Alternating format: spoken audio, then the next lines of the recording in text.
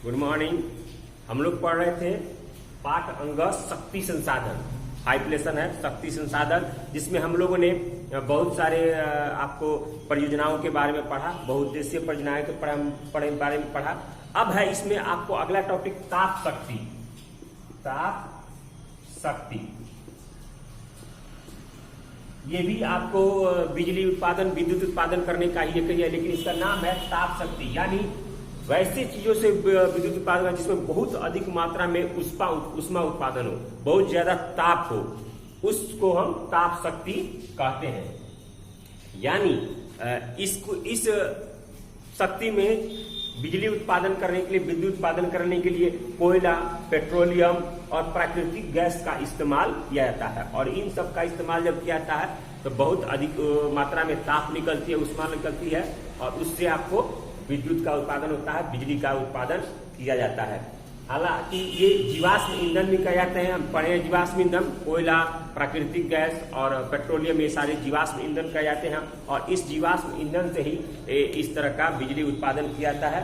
और ये तो आप जानते हैं कि जीवाश्म ईंधन जो है, कोयला, पेट्रोलियम, प्राकृतिक गैस, ये समाप्त होने वाले संसाधन है जो भविष्य में समाप्त हो जाते हैं। हालांकि ये जल विद्युत की तरह प्रदूषण रहित नहीं है, इसमें बहुत अधिक मात्रा में प्रदूषण होता है। आपको कोयला से ले लीजिए या पेट्रोलियम या आपको प्राकृतिक गैस, इसमें बहुत अधिक मात्रा में प्रदूषण होता है, जो कि हमारे पर्यावरण के लिए ये आपको घातक है। उसके बाद है आपको परमाणु शक्ति। परमाणु शक्ति, परमाणु शक्ति जिसमें परमाणु विखंडन के द्वारा, आणविक विखंडन के द्वारा इसमें शक्ति संसाधन का उपयोग किया जाता है, शक्ति संसाधन का उत्पादन किया जाता है। इसमें उच्च अणुभार वाले परमाणु विखंडित किए जाते हैं और उस विखंडन से विद्युत का उत्पादन होता है, ऊर्जा का उत्सर्जन होता है, और उच्च उत्सर्जन से आपको बिजली का उत्पादन किया जाता है। इसमें बहुत सारे हैं, आपको इल्मेनाइट है, वेनेडियम है, एंटीमनी है, ग्रेफाइट है, यूरेनियम है, मोनाजाइट है, आदि इन सारे चीजों से आपको परमाणु शक्ति का उत्पादन किया जाता है और इसका उपयोग भारत में किया जाता है। भारत में मोनाजाइट जो है, जिससे पाया जाता है, वो आपको केरल राज्य में प्रचुर मात्रा में मिलता है, और इसलिए वहां पर केरल में परमाणु शक्ति के बहुत सारे केंद्र स्थापित किए गए हैं।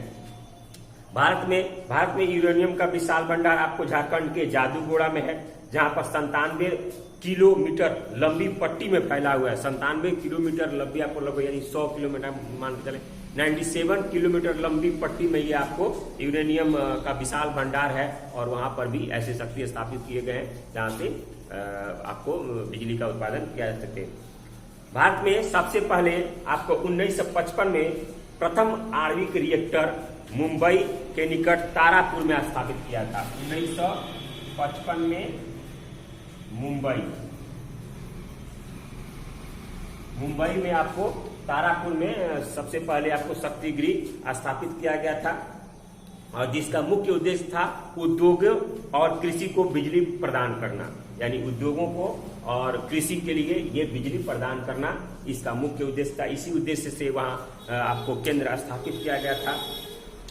देश में अभी 6 परमाणु विद्युत गृह स्थापित किए गए हैं। देश में अभी 6 परमाणु विद्युत गृह काम कर रहे हैं तेजी से, जिसमें आपको तारापुर जो आपको मुंबई में है, उसका राणा प्रताप सागर विद्युत जो राजस्थान में है, कलपक्कम परमाणु विद्युत तमिलनाडु में है, नरौरा है ये उत्तर प्रदेश में है, काकरापारा है जो आपको गुजरात राज्य में स्थित है।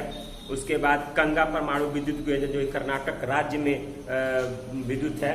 एक और है कुन्ननकुलम परमाणु विद्युत, यह आपको रूस के निर्माण से तमिलनाडु के तूतीकोरिन बंदरगाह पे आपको निकट स्थापित किया गया है, और ये निर्माणाधीन है, यानी इसका काम चल रहा है और इसके उत्पादन होने की संभावना इससे बिजली की भविष्य में है।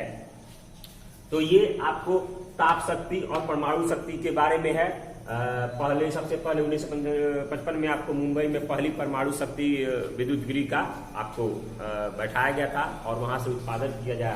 आज अभी तक हमारे पूरे देश में 6 परमाणु विद्युत गृह स्थापित हैं, जिनसे आणविक द्वारा आपको आणविक विखंडन द्वारा वहां पर शक्ति संसाधन का उपयोग करता है। हालांकि चूंकि जल विद्युत के विकास नहीं होने तक ये सारे विद्युत गृह बैठाए गए थे और इनका एकमात्र उद्देश्य यही था कि विद्युत औद्योगिक और कृषि के लिए बिजली मिल सके और उद्योगों को गति तेज हो सके, उद्योगों में तेजी लाई जाके उसको गति प्रदान की जा सके।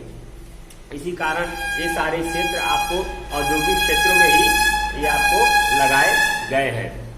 तो इससे ये आपको पारंपरिक ऊर्जा जो है, पारंपरिक ऊर्जा के स्रोत, उसके तहत ये सारे आपको थे जितने भी हमने इस वीडियो में अभी तक जाना, ये आपको पारंपरिक ऊर्जा स्रोत के आधार पर ये विद्युत गृह थे। अगले वीडियो में हम लोग गैर पारंपरिक शक्ति के स्रोत के बारे में पढ़ेंगे कि गैर पारंपरिक शक्ति के स्रोत को किस तरह विकास किया जा रहा है और उससे किस तरह विकास को गति मिली है, उससे किस तरह शक्ति उत्पादन करके और उसका उपयोग भारत में किया जा रहा है। इसके और कौन कौन से क्षेत्र हैं जहां पर शक्ति संसाधन, गैर पारंपरिक स्रोत के शक्ति संसाधन पर्याप्त मात्रा में वहां मौजूद है और उसका उपयोग किया जाएगा भविष्य में या किया जा रहा है, इसके बारे में हम लोग अगले वीडियो में पढ़ेंगे। आज की वीडियो में इतना ही, अगले वीडियो में मिलेंगे। धन्यवाद।